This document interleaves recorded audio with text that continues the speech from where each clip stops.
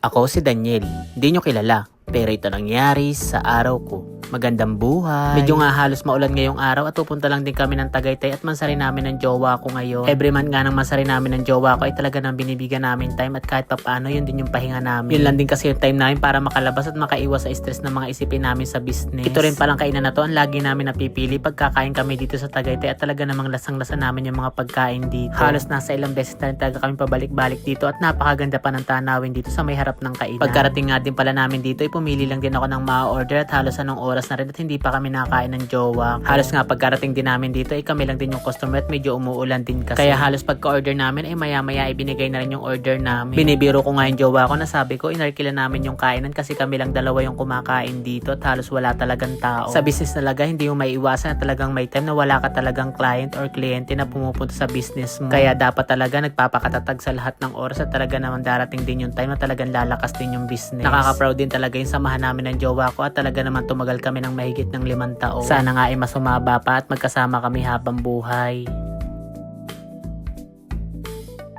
After nga lang din pala namin galing Tagaytay, pumunta kami dito sa pagupitan at medyo mahaba na rin kasi talaga yung buhok namin ng jowa ko. Sa mga susunod na araw din kasi may pupuntahan kami at para kahit pa paano man ay bagong gupit. Inagabihan din pala ay pumunta muna ako sa kliniko at chinik ko yung mga empleyado ko at halos medyo ilang araw na rin kasi talaga ako hindi nakakapunta dito. Madalas din kasi sa CCTV lang din ako nakamonitor. So yan guys, hanggang dito na lang. Thank you sa panunood. Bye-bye!